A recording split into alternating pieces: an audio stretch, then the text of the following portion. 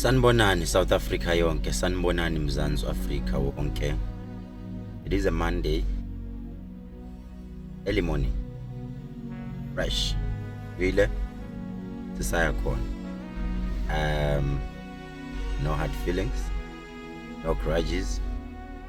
We are back esigodlweni full time. My name is Dr. Kehlelezi from Eben.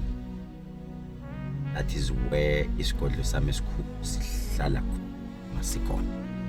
And by the way, every Friday in Joburg, laphayana Soweto 379 Bilikitani Street, Pinville. And by any chance, if you want to see me in Joburg, might as well call the number 066 00 266 33. That is my number. Yes, so to but eThekwini 071 130 7808. Number yam le yaseThekwini.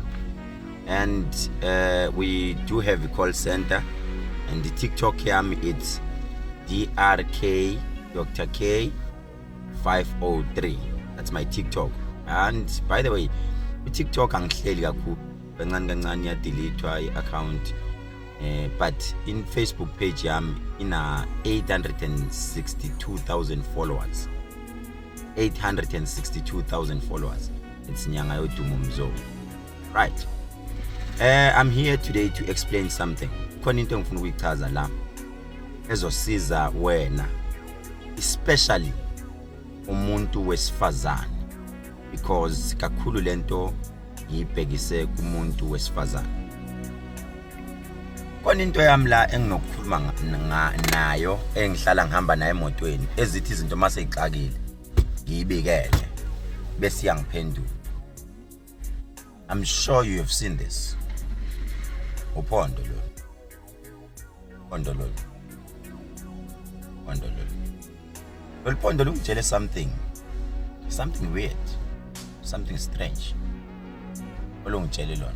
Luthi loluphondo kimi, I must talk to abantu besifazane abanenkinga.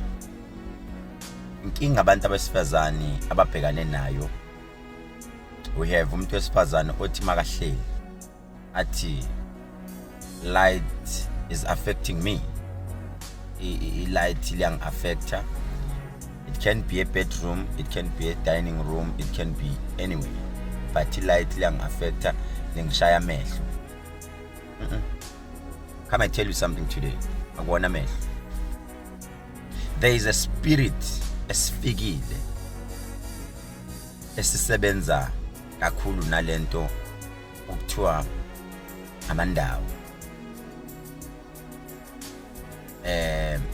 Isebenza kakhulu futhi isebenzisana nenzuza.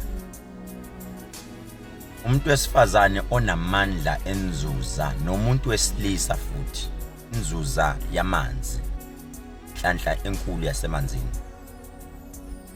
Le spirit isithema sifika. Remember, all the spirits aqalwa ezweni lase-India. Ijulile manje. La ma spirit mayiqalwa, there is a certain way to distribute them. Asebenza ngemoya yasemkhathini, which are Illuminati spirit. Mawuhleli wedwa ngicela ukuthi amukuthola umuntu because ijulile lento. It goes up to yosebenza ngalento okuthiwa i-dragon. Not drink. Ungaze thathi drink yakho uyijingele ngoba uyisaba. But come I tell you something. Unama signs asemkhathini. Uzothi omunye umuntu Kehlelezi kanjani because angiyiphuzi noma anginandaba nazo lezo zinto. But let me tell you something. Unayo indaba. Ngiyakutshela ke namhlanje. This is how this thing is affecting you. Ayizwani ne-light, and ingazwani ne-light ifuna ukuhlala njalo. Umuntu ongazwani ne-light, number 1, u-short tempered. Uqala lo. Number 2, akazwani ukuhlala nabanye abantu, ufuna ukuhlala ngathi angahlala yedwa, awuhleli wedwa. That spirit at that particular time ikhona. But 3, loyo muntu unenhlanhla, she is or he is a hard worker, but mase kufanele imali ayisebenzise akayiboni ukuthi iphuma ibhekaphi. Uthi makalele lo muntu ebusuku uphupha amanzi umfulo omkhulu noma uphuphulwane, athi mayiliphupha indawo ebandayo azayibuza ukuthi kwenzakalani. Most of the time lo muntu uhlala aphuphe i-ex yakhe.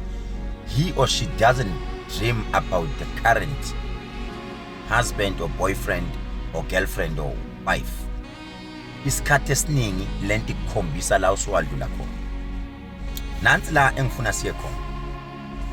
It is very, very dangerous, even if kuthiwa usindisiwe, but still mawuhleli kwakho noma uhleli emqashweni, ilight liyak-affect, ufuna ngathi ungacishwa kube mnyama, because automatically wena ususiqomile, le moya usuyiqomile noma usuyi-adoptile, usuhleli nayo.